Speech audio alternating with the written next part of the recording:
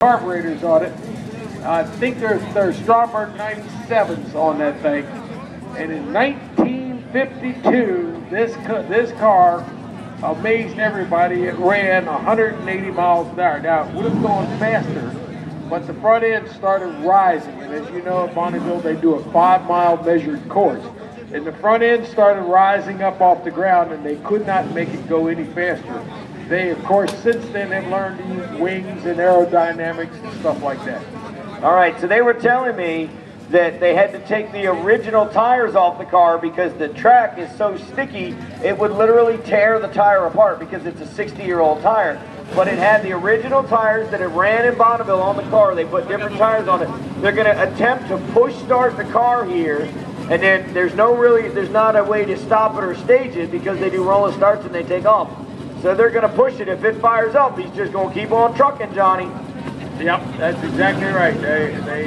They do have brakes on it, don't get it wrong there. It's just that they don't have any way of staging this thing, so it's almost a direct drive. With the gearing as low as it is, it would never go anywhere from a dead stop. It would never be able to make it move.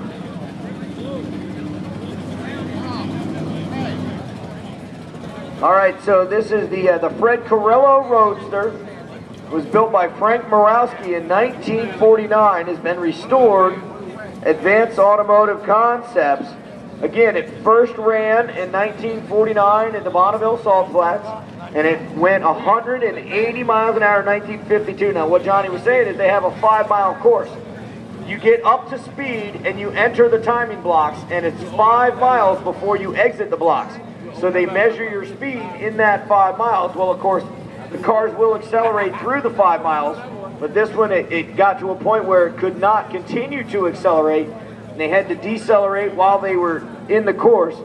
But still, if you think of 180 miles an hour, now at Bonneville, it's just a flat surface. The salt out there, there's no traction, there's no treads or nothing. They just get out there and roll. Well, and literally, the trouble is that there is no traction. And as these cars go down, the wind has an effect on them.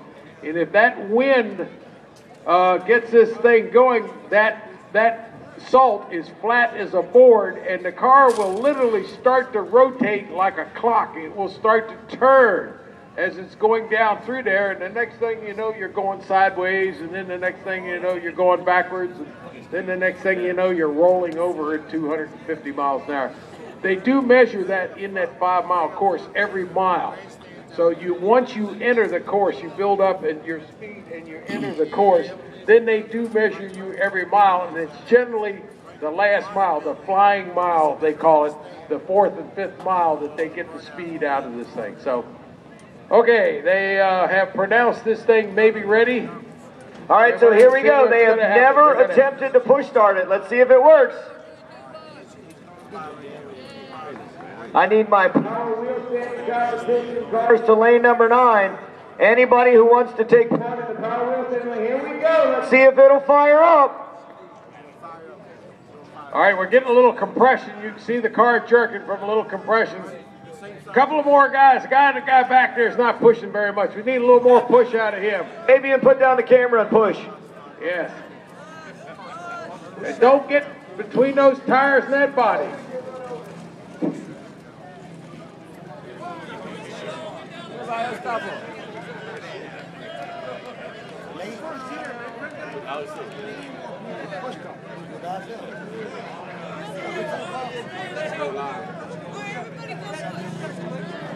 All right, so that didn't work. So we're going to get it back and we'll get some more guys to push.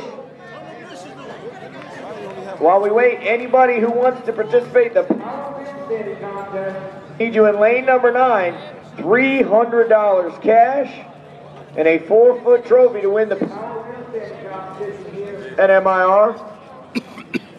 Just come to lane number 9. If you received an invitation, come on down. If you did not receive an invitation, but you thought you should have, you want to hike up the wheelie bars, come on down to lane number 9.